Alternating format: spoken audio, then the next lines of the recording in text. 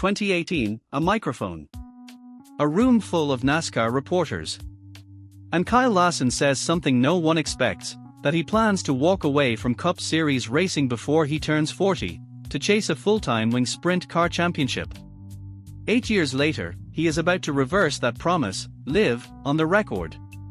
And almost nobody watching will understand why. Because the reason has nothing to do with money. It has nothing to do with his contract. It has everything to do with 3 children who have never sat in a Cup car, and who, without knowing it, just rewrote their father's future. This is the story of how Kyle Larson built the most dominant racing resume of his generation, locked himself into NASCAR for life, and then quietly killed the dream he swore he'd chase. And it starts with a promise almost everyone forgot. Before we go further, if you're new here, this channel is NASCAR Voltage, and we're closing in on 500 subscribers.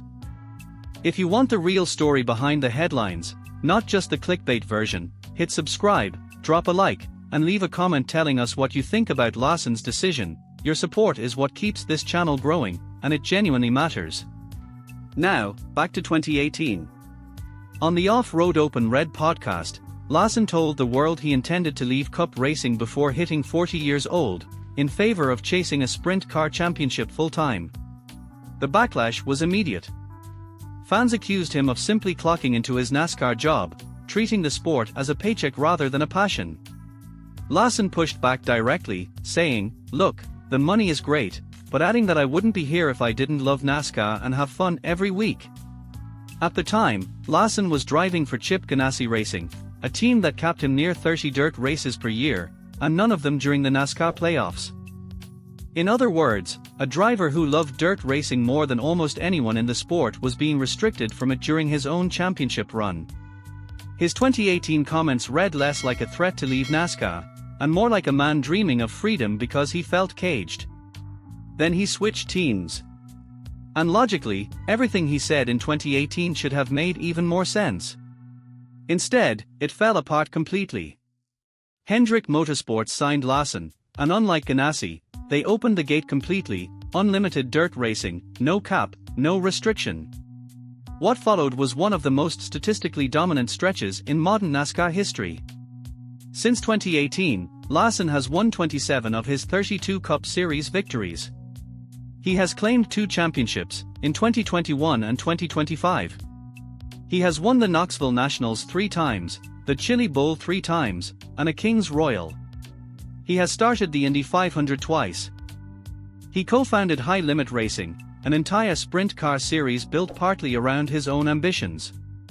In February 2026, Hendrick extended Larson through 2031, a 5-year deal. Team owner Rick Hendrick went further, stating he would have offered Larson a lifetime contract, and directly compared him to Jeff Gordon and crew chief Ray Evernham, 2 names synonymous with Hendrick's own legacy. Larson himself confirmed the loyalty was mutual, saying he doesn't foresee a reason to want to entertain being a part of another group because he already knows what he has at Hendrick. So here's the question that outlasts every stat: if Larson is locked in through 2031, and has already said he's loyal for life, why did fans still expect a sprint car exit at some point? Because of one line, buried in that same wave of interviews, that changed everything.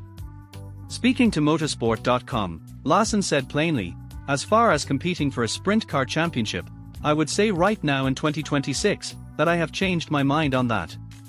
He continued, "I started saying this last year, but 40 is my next milestone. I want to get there and then evaluate if I want to keep going or be done. It all depends on where my kids are in their lives and interests." That final sentence is the entire story. Larson has 3 children: Owen, age 12, Audrey, age 8, and Cooper, nearly 4, and all 3 are already racing, or on the verge of starting. The man who once promised to chase a sprint car title has now openly said his own children's schedules, not his own championship ambitions, will decide what his next decade looks like. Larson explained his shift in thinking directly: "I just don't know what a championship would add to my career, so I'm just not into the idea now. Do I really want to commit to an 80 to 90 race schedule?" Consider the irony. This is a driver already competing in NASCAR Cup, dirt sprint cars, and the Indy 500 in the same calendar year, one of the busiest schedules in all of motorsports, and he is now calling a full sprint car season too much. Not because he can't handle it physically. Because he doesn't want to trade that time away from Owen, Audrey, and Cooper. That's the heartbreak underneath the headline. It isn't retirement in the traditional sense. It's a driver quietly admitting that the mountain he already climbed, 2 championships, 3 Knoxville Nationals, 3 Chili Bowls, a King's Royal, 2 Indy 500 starts, doesn't need a sprint car title stacked on top of it. What he wants now is time. And his kids are the ones setting the clock. But the sprint car reversal isn't the only controversy Larson has walked into recently. There's a second fire, and it started nowhere near a NASCAR track. IndyCar's 6-time champion, Scott Dixon, was asked about race lengths across motorsports. His response lit up both fan bases instantly. Dixon said, "I find it really hard to watch a cup race these days. It allows for a nap, so maybe that's good, I don't know." The comment triggered an immediate tribal split between IndyCar and NASCAR fans, each defending their own series format and pace. Reporters brought the quote straight to Larson at Indianapolis, ahead of the Brickyard 400, a race weekend where Larson himself competes in both NASCAR and, on occasion, IndyCar-adjacent events. Instead of defending his own series, Larson agreed with Dixon. He said, "Well, I'll start off by saying yes, I agree that a lot of our cup races are too long. I think 3 hours is too long." Coming from a full-time Cup Series driver, that admission carried more weight than Dixon's original jab ever could. Journalist Jeff Gluck shared Larson's comments publicly, and the reaction from fans was sharp. One fan, quoted in AOL's coverage, wrote, "Tired of all these drivers complaining about the length of races. Fans don't want shorter races. If the drivers can't handle that time, maybe they need." A response that captured just how divided the audience was over a driver openly criticizing the format that built his own career. 2 controversies, 2 very different routes, one about a broken promise made for his children, one about race length made in agreement with a rival series' biggest star. Both point to the same conclusion: Kyle Larson in 2026 is not the same driver who spoke on a podcast in 2018. Back then, he was fighting for freedom from a team that restricted him. Now, sitting on a 5-year, Security for Life contract through 2031, with 27 wins, 2 championships, and a resume that includes nearly every major dirt racing title in North America, he doesn't need to fight for anything anymore. The only thing left to negotiate is time, and that negotiation isn't with Hendrick Motorsports. It's with Owen, Audrey, and Cooper.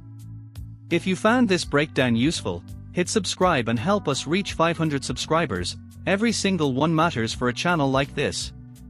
Drop a comment telling us whether you think Larson made the right call putting his kids ahead of a sprint car title, and share this video with another NASCAR fan who needs to hear the real story behind the headline.